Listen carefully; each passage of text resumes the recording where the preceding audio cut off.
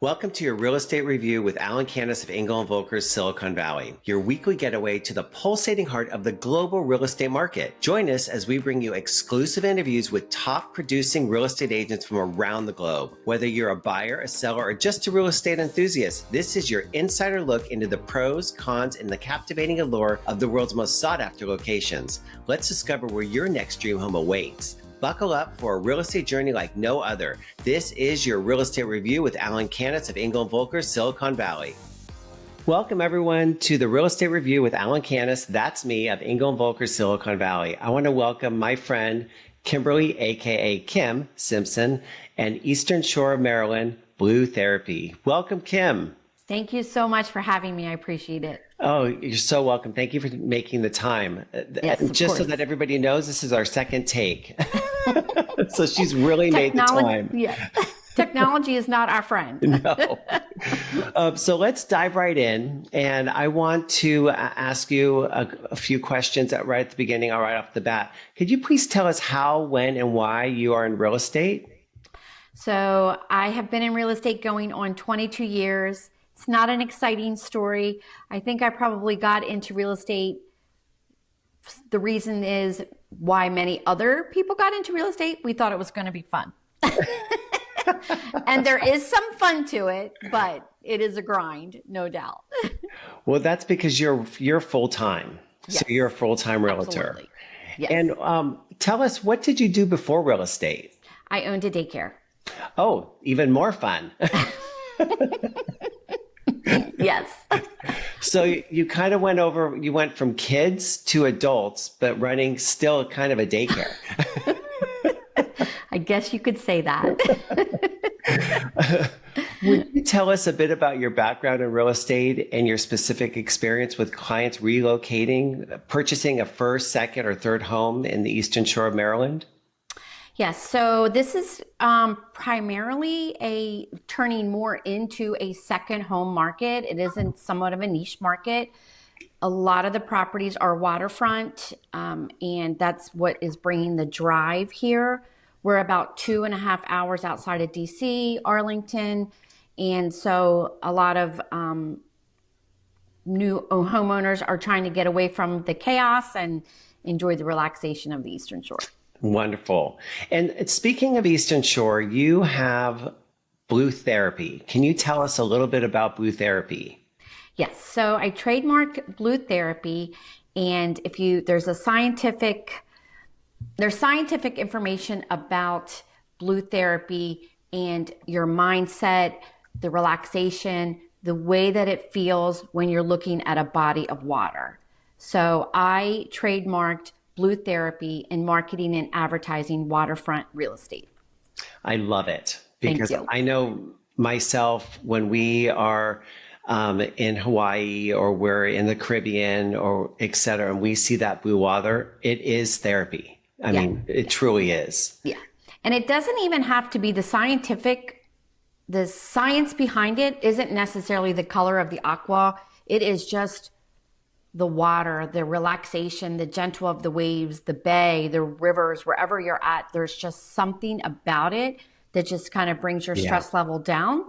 And that's why we market Blue Therapy, owning waterfront real estate. We go to the Grand Wailea 2 to 3 times a year. Awesome. And so I have cabana number 10. It's my favorite. And my daughter says, come into the ocean, come into the ocean. She's 12 now. And she says, I don't understand why you don't go into the ocean as much. I said, for me, I love just knowing it's there. It's calming. You don't always have to be in it. I don't need to feel it. Yes. Truth. What are some of the unique features or attractions of Eastern Shore of Maryland that make it an appealing destination for people looking to relocate?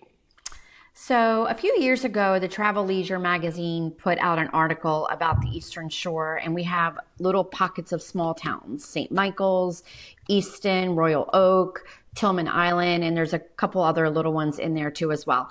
And it is a boater's paradise. We're surrounded with rivers and the Chesapeake Bay, and they have named us the Hamptons of the Mid-Atlantic. So it has that kind of feel to it, with little pockets and much more affordable. The affordability part is definitely high ranking. Yes, yes, very much so. How would you describe the current real estate market in the Eastern Shore of Maryland, and what trends should potential relocators be aware of? As far as the waterfront properties go, there are a good amount on the market. Unfortunately, a lot of them are somewhat original and don't have a lot of updates. And those are more of a challenge to sell because the buyers that are coming, they're busy. They're corporate, they're owners of businesses, and they're coming from a couple hours away, and they just do not want to deal with contractors. So they will pay a better price for a move-in ready property. They just don't want to have to deal with renovations. So those ones are a little bit more challenging. But if they are move-in ready updates, they're going pretty quick. Do you have like what we have here is it's hard to find a good contractor. And once you find one, they're busy. They're so busy. Yeah. Yes, very much so. I can understand not wanting to buy something that's not turnkey. And as soon as the water gets nice, they all want to get out on the water. So they cut their day in half. Blue therapy. I don't blame them. Yeah. What are some of the common challenges or pitfalls that people face when relocating in the Eastern Shore of Maryland, and how do you help them navigate these? So I think the biggest challenge for them is if it's going to be a second home, are they going to get here enough to enjoy it? If it's going to be their first time, if they're going to live here full time, obviously for the most part, they probably need to be able to work from home, or maybe they're retired, something to that respect. Just really getting them to know the area, what you can do. A lot of people feel that it's so small and they're used to coming from the bigger cities that they feel that there's not going to be enough to do. And I've said to them, I'm so busy in life and enjoying, I don't even have enough time to do what I want to do here. And I had said to my husband when we moved here a couple years into it, I said, I'm going to play like a tourist, and I'm just going to do everything that the tourists do. I'm going to do their events. I'm going to go. I still haven't even been able to do that, but that is a challenge that I'm trying to do. There's always something going on. There's festivals, there's events, there's getting out on the water, hopping on your boat, cruising to a restaurant. There's just so much to do. You really don't have enough time in the day to do it. It's funny, as we get older, my parents are retired now, but I asked them what they do in their day, and they said it is just filled with just things to do. They didn't realize. Yes. And even, living here in the peninsula, Silicon Valley, the day just goes. Yes.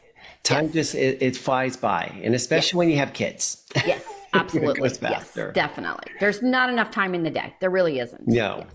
And you've talked about it a little bit, but can you give us a sense of lifestyle in the Eastern Shore of Maryland, and what are the local communities like, and what kind of amenities may a newcomer expect? I know I kind of threw a lot out. Yeah. So it's definitely very relaxing and a laid back atmosphere. There's no rush to an extent. And that's why there's such a nice draw to it. There's plenty of restaurants. The food's great here everywhere. If you're a seafood person, this is the best place to be. Crabs. We're known for our Maryland crabs and oysters. So it is just a great place to be with community. You have some neighborhoods that are maybe a retirement community that have some amenities, pools, etc. You have some yacht clubs around that are not necessarily part of a neighborhood, and you can join them. And a lot of the properties are large farms on the water or just homes on the water.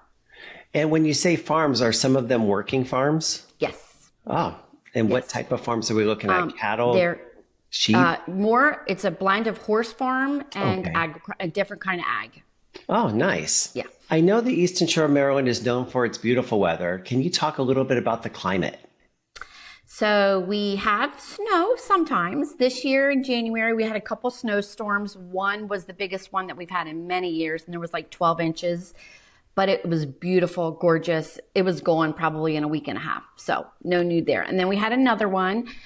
We are warmed up quite a bit now. We're almost in 80s the last couple days. And the wind, we do have a lot of rain in April. We have those days. The wind has been a bit much lately, but it's really great weather from, I'm going to say, mid-April to the end of October. Nice.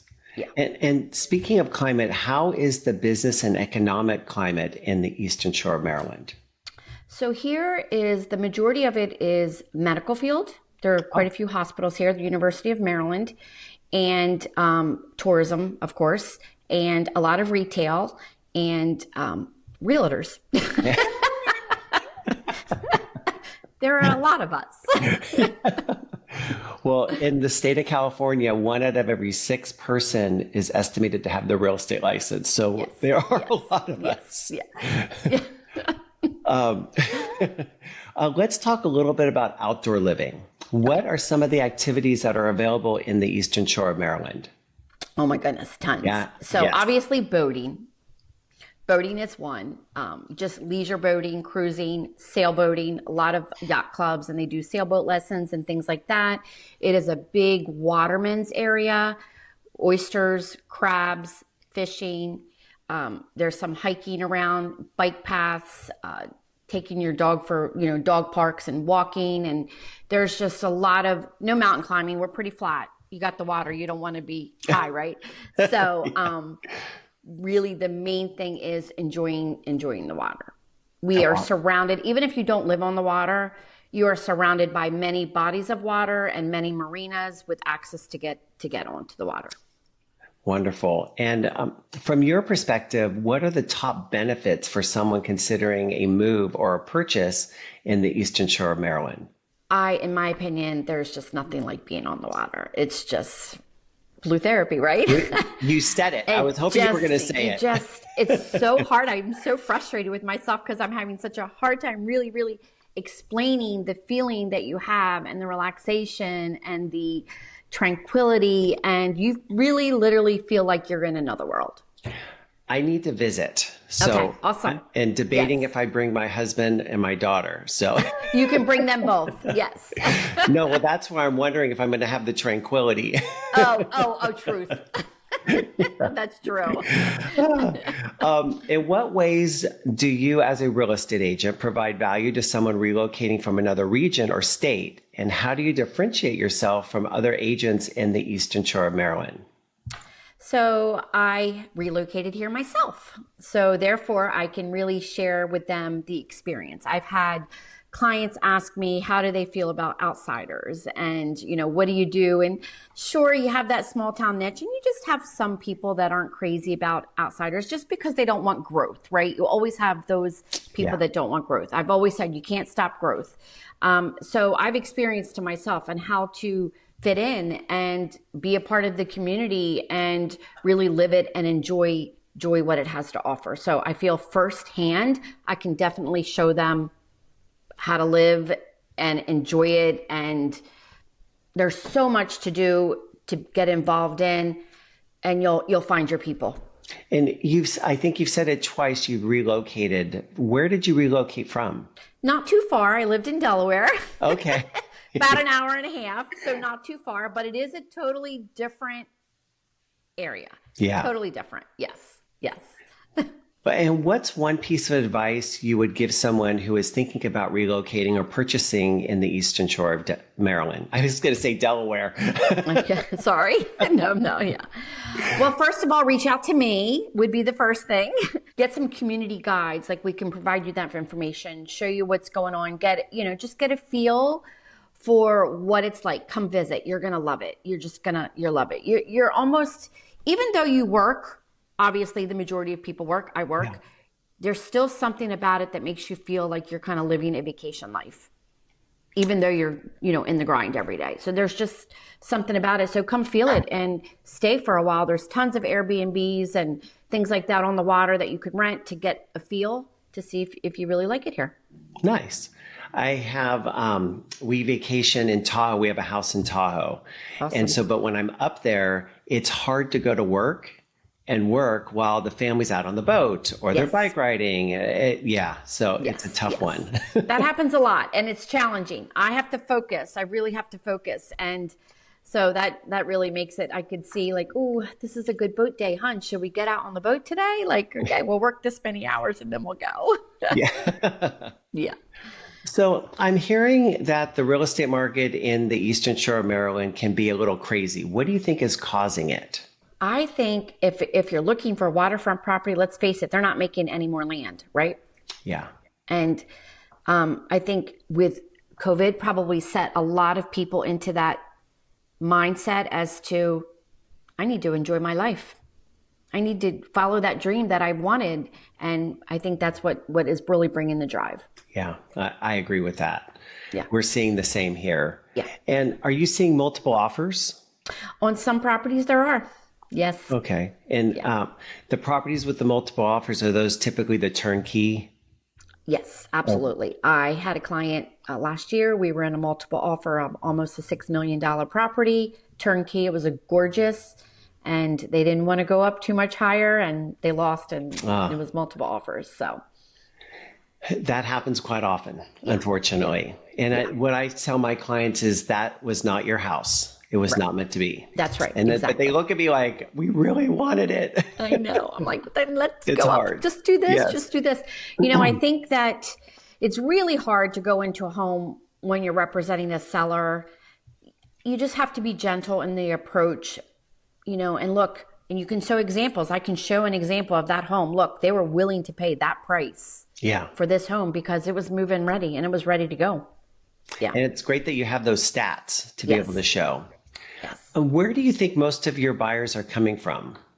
We get a lot of them from DC, the Arlington, Virginia area. There's a county about 2 hours over, we call it over the bridge, Montgomery County, Maryland. A lot of them are coming from there. And at least two, you and your husband, from Delaware. Yes. Yes. At least two from Delaware. Yeah. It's funny because people will say to us when I say we've moved from Delaware, they're like, people usually move from here to Delaware. Because they say taxes are better in Delaware, but I've lived it. Yeah. Not necessarily the case. It depends. And how do you see yourself evolving, your area evolving in the next few years, and what impact might that have on new residents? I don't think we're going to see a lot of new construction because at least on the water, there are pockets of areas, internal where there's some new construction going up, but it's not. The county here is very cautious with environmental. So if you're building on the water, there's a lot of standards and things like that, trees, things that they want to do to protect the water. So it's not going to go crazy. And if someone's trying to build a custom home, it could take a year and a half, just to get that done. There's a long permit process. So I don't see it really going crazy in regards to that because we only have so much land and so many houses. Yeah. That's how we are. We're not on an island, we're a peninsula, but there's really not a lot of areas to build. Yeah. And so we're kind of landlocked. Yeah. So, yeah. And the last time we spoke, we talked about food. I'm a foodie. I'm a huge foodie. And like food. Would you tell us a little bit about the culinary experiences that people might find in the Eastern Shore of Maryland? Gosh, my husband and I were doing this like a year or so ago. We were going to go to all of the restaurants and get their oysters. Just every time we went to a restaurant, and we were going to try to see who was the best. And I kind of got lost because I'm like, wow, this is really good too. And then a couple of weeks later, so everyone, but a big thing here is seafood. We are known for Maryland crabs, and oysters are big, and scallops. Just seafood is great. We have striper, also known as rockfish, which is just delicious. All of the restaurants are just so wonderful. Oh, it's good to hear. Yeah. And what are the key factors individuals or families should consider when relocating to a new area in terms of real estate in your area? In any property, regardless if it's waterfront or not, they should be looking, the condition of the home. In Maryland, there's not a seller's disclosure that a seller fills out. They can do a disclaimer, which they only have to disclose any current defects that are right now. They don't have to disclose anything in the past. So that makes it a little challenging. So its buyer really has to do their due diligence on the property. We can ask questions. We can get as much information as we properly can. But also that Maryland gives you an easy out. When you do your inspection, because of that, you can withdraw for any reason. Oh, that's good to know. Here, we provide the property inspection, the pest inspection, the sewer ladder. We provide all the inspections. And it's not required. It's just what's done. It's been done for years. Oh. And then, so this way we receive a clean offer. It doesn't mean that a buyer can't do their own inspections though, but typically they don't. Unless something's carved out. Yeah. So a deck that might need $30,000 worth of repair. So they might get that re-inspected. Right. So it's always interesting to hear how other areas of the country sell real estate. Yeah, sellers are not required to disclose anything in the past, only anything current that is still defective. Okay. If they've repaired it, they have so it's really buyer beware, do your due diligence, do your inspections. And it probably makes it a little bit easier. So unless you get the report and go like, oh my gosh. 120 things on there. Run. And then the seller's upset because they're like, half of that's not true. And you know what I mean? So it just kind of goes back and forth. Yeah. How has the real estate market changed in the recent years, particularly with regards to relocation trends? We have a lot of relocating coming here. Definitely. This is substantially increased. The majority of people coming in are relocating. Okay. Definitely. Let's talk a little bit about technology.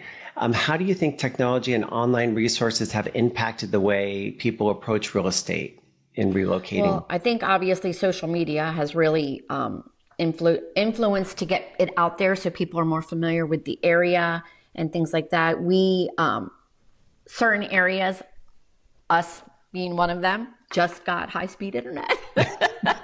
So, but that had affected, I had some clients looking and they wanted to work from home and they're like, oh no, I can't, I need high-speed internet, so it's here now. It's here.